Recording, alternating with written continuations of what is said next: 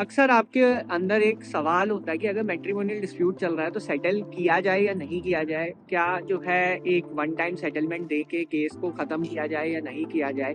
इस पे जो है काफ़ी आपको दिक्कत आती है, खासकर जब आपके ऊपर 498 है, डीवी, डाइवोर्स। और कभी तो मन ये भी करता है कि सेटल बिल्कुल नहीं करे, कंटेस्ट करे, मैरिज पे कंटेस्ट करे। बट जब साल दर साल बीत जाते हैं, 1 साल बीत गया, 2 साल बीत गए, 3 साल बीत गए, तब आपको कहीं ना कहीं लगता है कि आप जो है सेटल कर ले, वो ज़्यादा बेटर है आपके लिए।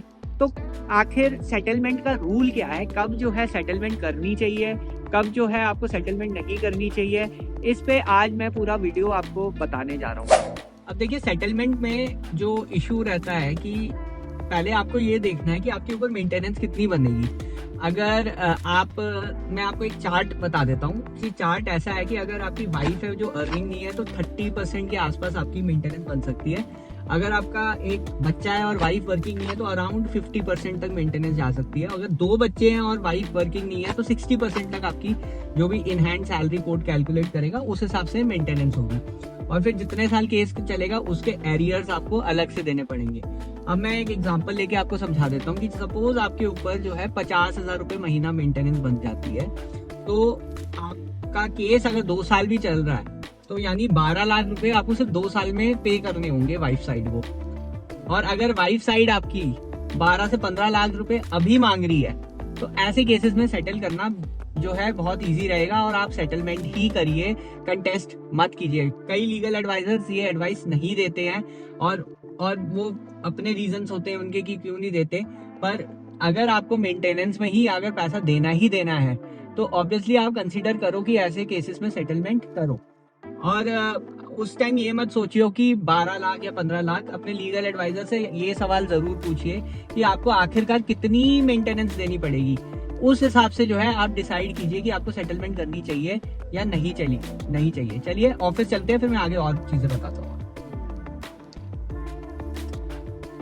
तो अगर मैं मेंटेनेंस के बारे में अगर बात करता हूँ कि कितनी आपकी मेंटेनेंस आज की डेट में एरियर्स के साथ बंदेगी, चलो 2 साल के एरियर्स मान लो और 50,000 रुपये महीना आपकी वो मेंटेनेंस बंदी, तो 11-12 लाख रुपए तो आपके वैसे ही देने हैं। और अगर वाइफ साइड जो है 20 या 25 लाख के आसपास डिमांड कर रही है आज की डेट में, थोड़ा बहुत नेगोशिएट करके उनको 15 या 14 लाख पे लाया जा सकता है या 16 लाख पे, तब क्या आपको ऐसे केस में सेटल कर लेना चाहिए? मेरे हिसाब से बिल्कुल कर लेना चाहिए, क्योंकि आपके 2 साल के एरियर्स तो 12 लाख वैसे ही बनने हैं। अगर 1-2 साल और केस चल गया आपका तो वो एरियर्स को जो है, जो वो डिमांड कर रही है वो एरियर्स ही उसको पार कर जाएंगे।